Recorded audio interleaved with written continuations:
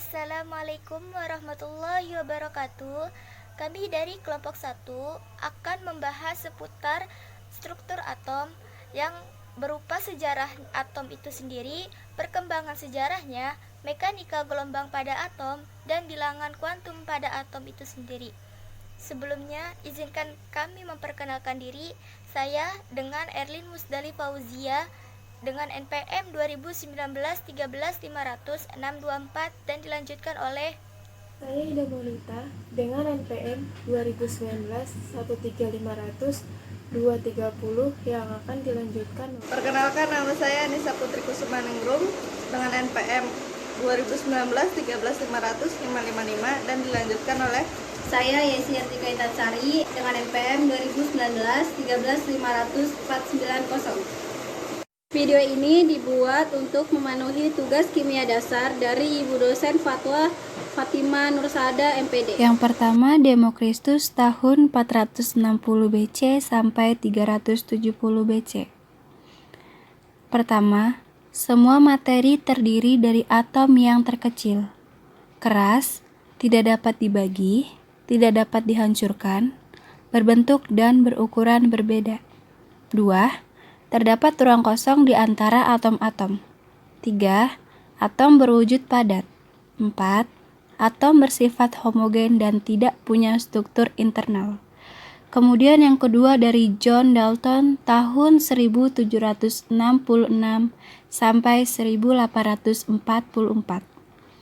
Yang pertama ada materi terdiri dari partikel kecil yang disebut atom. Kedua, atom tidak bisa dihancurkan. Pada reaksi kimia, atom ditata ulang tetapi tidak dipecah. 3. Pada unsur murni, atom identik pada massa dan sifatnya. 4. Atom yang berbeda memiliki massa dan sifat yang berbeda. 5. Ketika atom dari unsur yang berbeda dikombinasikan membentuk senyawa, terbentuk senyawa baru dengan perbandingan bulat dan sederhana.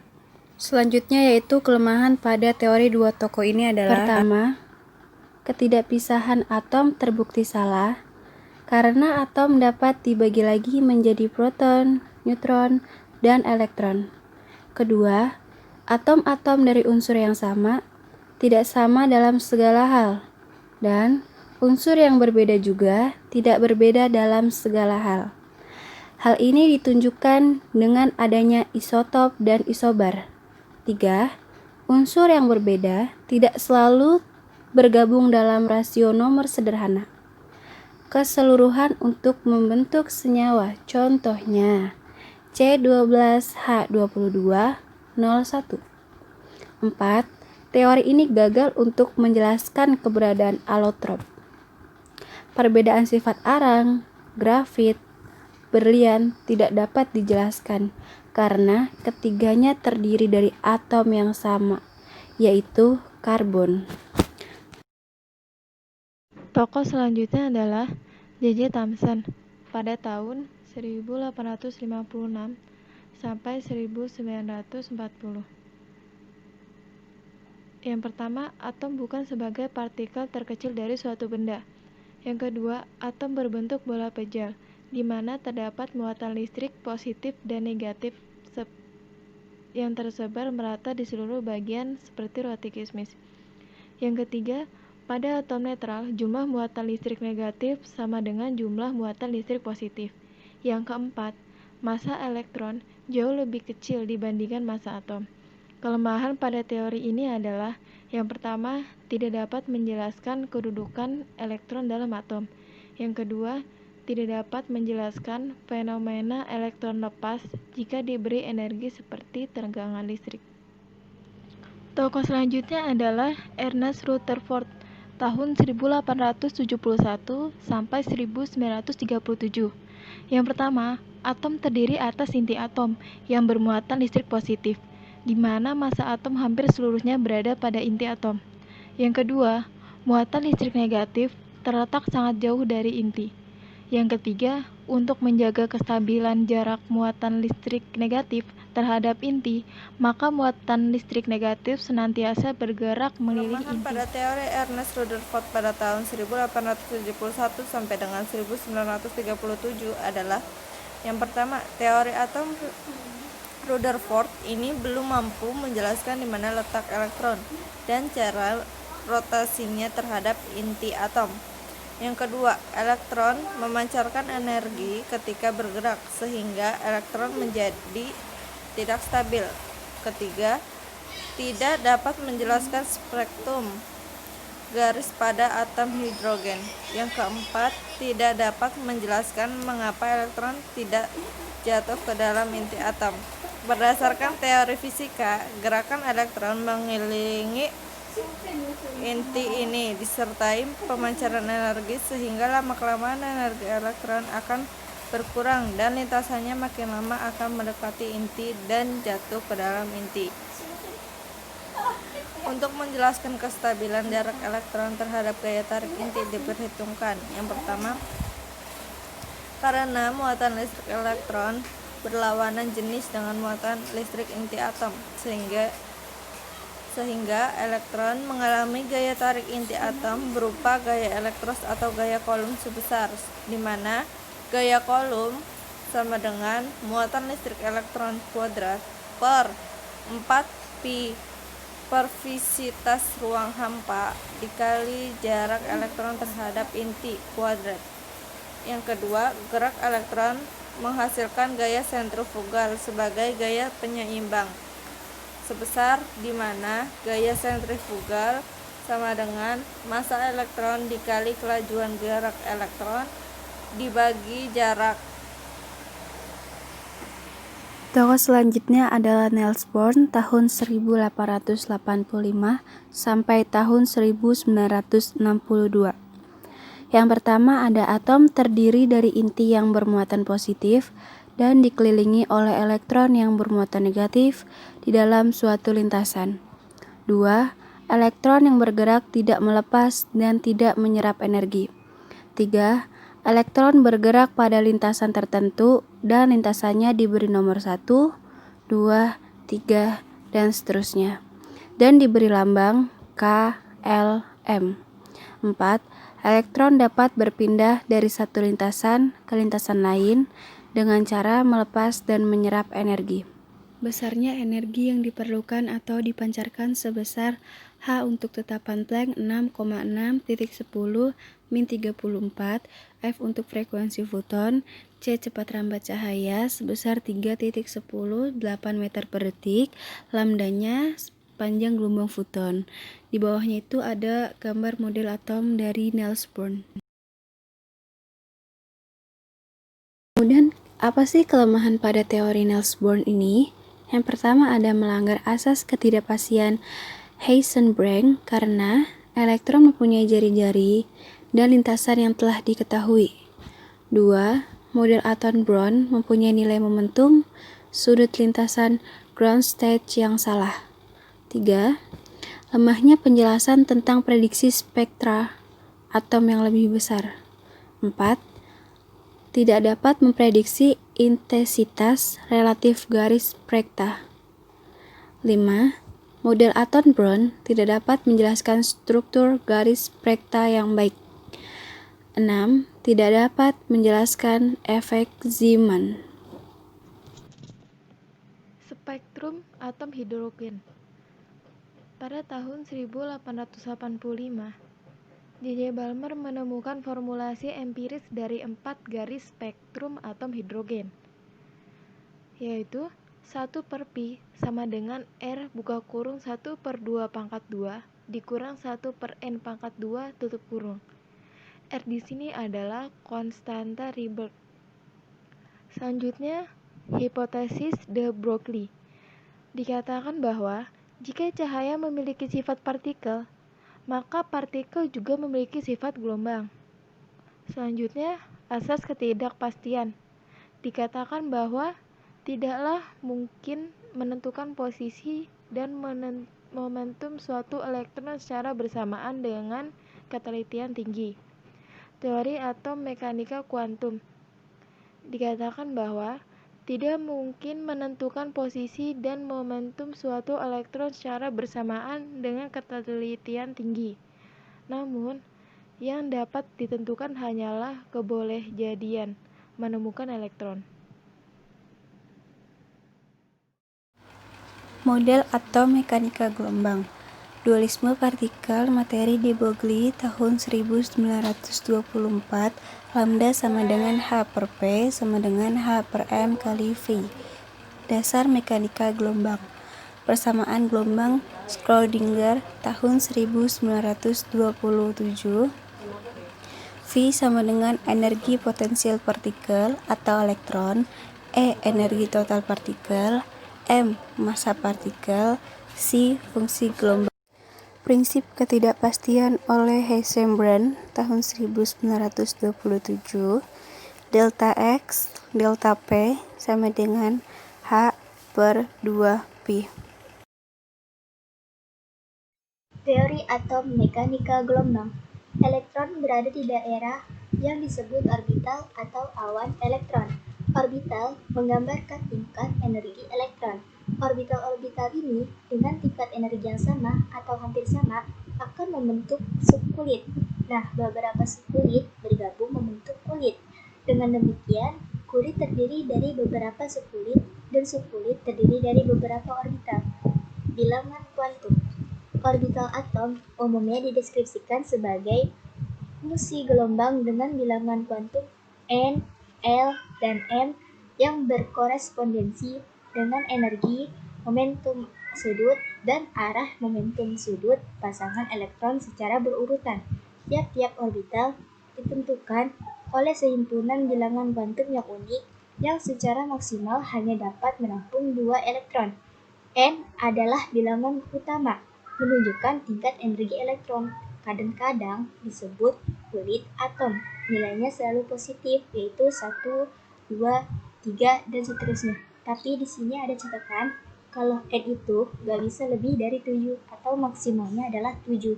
Kenapa? Karena sesuai kedudukan elektron dalam kulit atau nomor kulit yang ditempati oleh elektron yang ditanyakan atau elektron terakhirnya. Nah, misalnya di sini ada nama kulit K, L, M, N, O. Nah, berarti bilangan kuantum utama N-nya 1, 2, 3, 4, dan 5. L. Bilangan kuantum azimut menggambarkan momentum angular atau sudut elektron. Nilainya dari 0 dikurang N-1, yaitu misalnya 0, 0, 1, 2, 3, dan seterusnya, yaitu N-1. Nama subkulitnya S, P, D, F, yang berarti S itu bernilai 0, P itu bernilai 1, D itu bernilai 2, dan F itu bernilai 3. Gabungan bilangan kuantum N dan L menunjukkan keadaan atomik hubungan N dan L.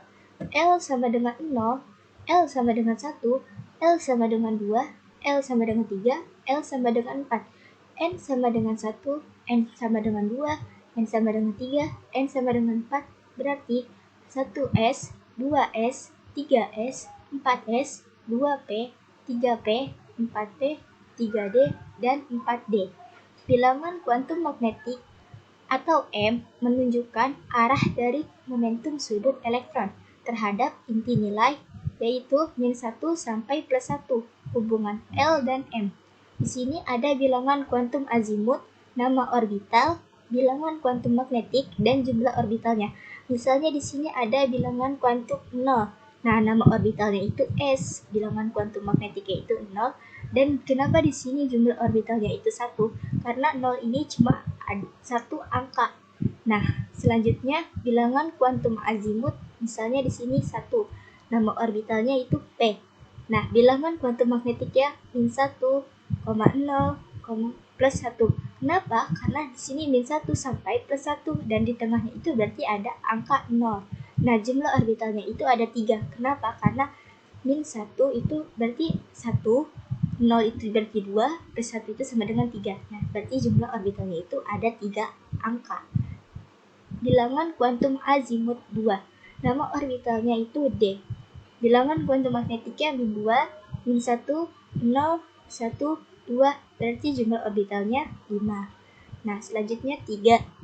Bilangan kuantum azimutnya ada 3, nama orbitalnya itu F. Bilangan kuantum magnetiknya min 3, min 2, min 1, 0, 1, 2, 3, berarti jumlah orbitalnya itu 7.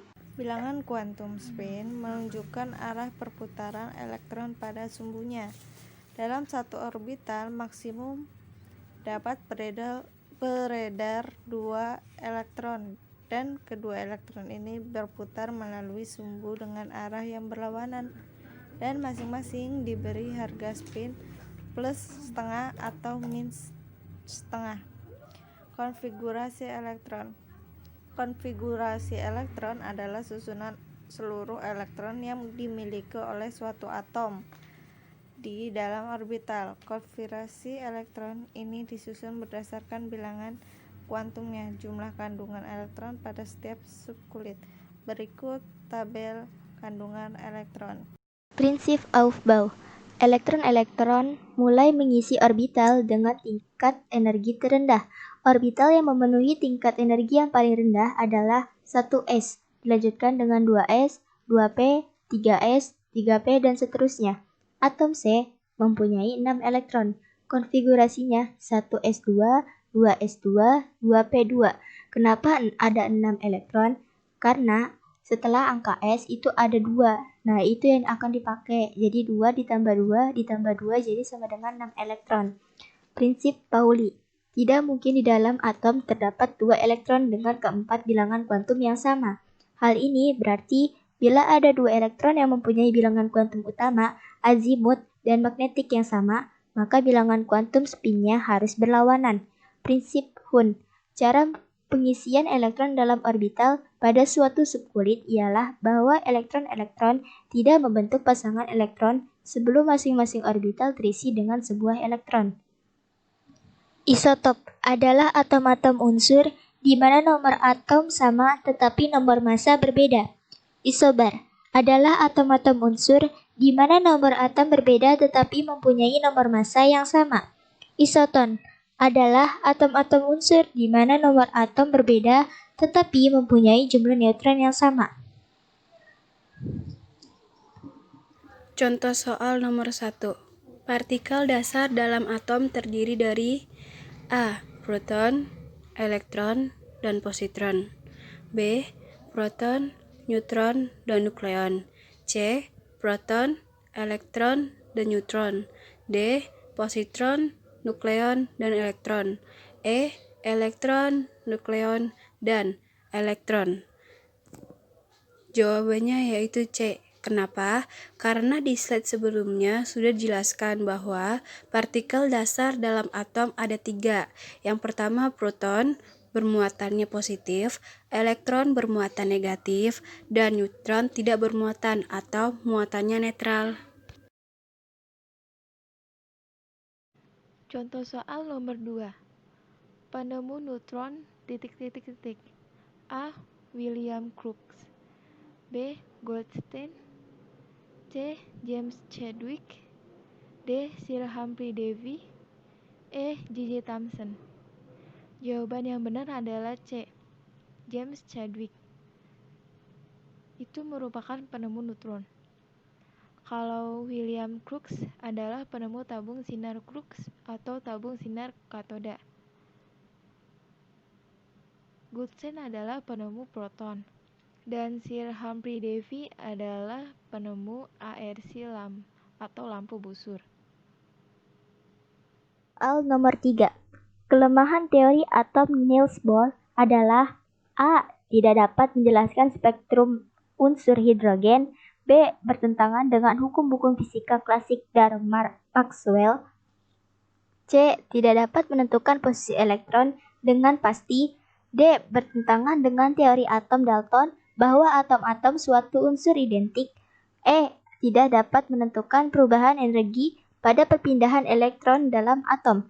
Jadi, sesuai dengan penjelasan yang telah ada di slide sebelumnya, maka jawabannya adalah C. Kenapa? Kelemahan teori atom Niels Bohr adalah tidak dapat menentukan posisi elektron dengan pasti. karena posisi elektron ditentukan setelah adanya bilangan kuantum.